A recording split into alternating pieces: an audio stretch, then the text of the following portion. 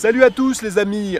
Aujourd'hui on va essayer un modèle de Lexus qui est très rare en France, la LC500H, avec un V6 qui développe 299 chevaux et un moteur électrique qui lui développe 179 chevaux pour une puissance combinée de 359 équidés.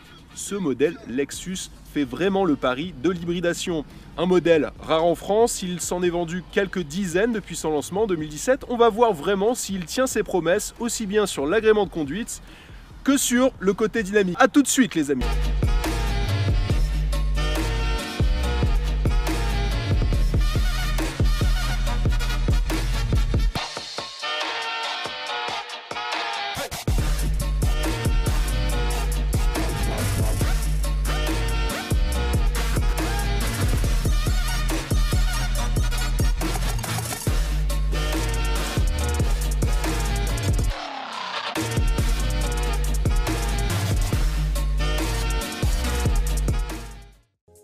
Les spécificités sur ce coupé LC500H en finition F-Sport sont nombreuses. On commence déjà par les jantes. Les jantes, ce sont des 21 pouces en alliage forgé.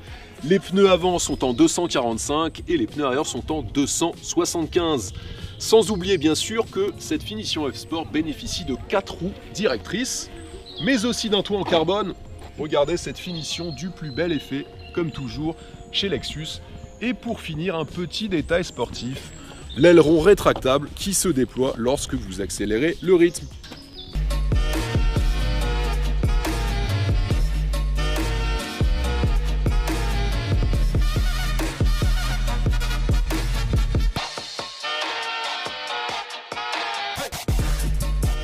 L'extérieur est magnifique sur cette LC500H, mais l'intérieur est pas mal non plus. On va voir un petit peu ce que ça donne.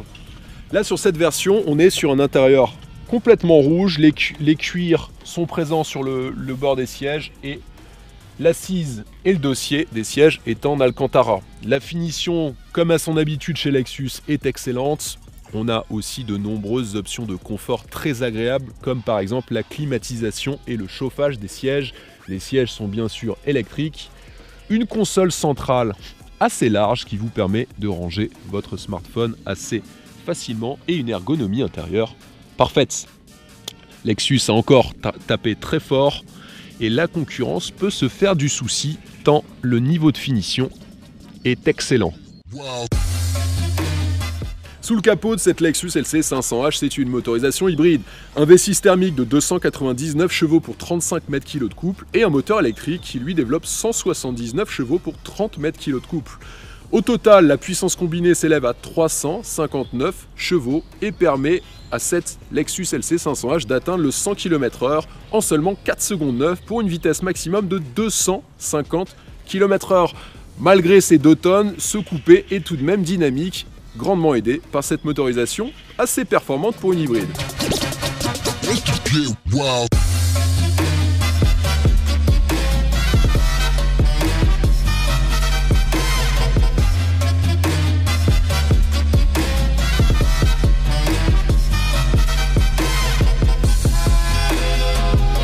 Concernant le châssis de cette Lexus LC500H, il est dynamique. Dynamique car il est aidé par une suspension pilotée, également par 4 roues directrices et aussi un moteur assez vigoureux. Les 359 chevaux vous permettent quand même d'avoir un rythme assez soutenu sur route rapide mais aussi sur route sinueuse.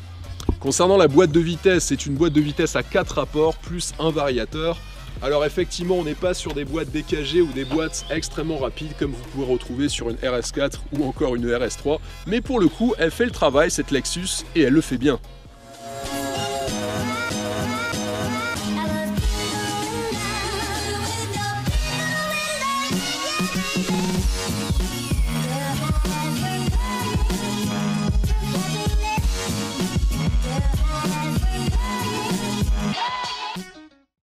Jérôme, sur le marché de l'occasion, cette Lexus LC500H, qu'est-ce que ça donne?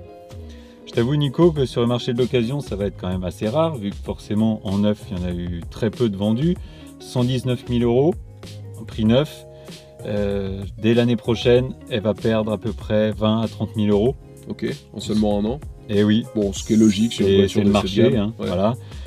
Par contre, modèle Lexus, qui dit modèle Lexus dit modèle très fiable. donc à garder. Moi je dirais que le propriétaire qui l'a, il devrait la garder. Si vous êtes l'heureux propriétaire en occasion, faites-vous plaisir aussi, parce que vous aurez quand même la chance d'avoir un modèle qui ressemble à aucun autre. Qui est un concept car tout simplement. Voilà, il est complètement sorti des studios, je dirais, et vous roulez différemment. Donc profitez-en. N'hésitez pas alors, la Lexus LC500H, acheter ce genre de modèle, c'est une voiture exceptionnelle. Pour conclure l'essai de cette Lexus LC500H, on retiendra parmi ses qualités un look vraiment démoniaque. C'est un concept car avec une plaque d'immatriculation, cette voiture.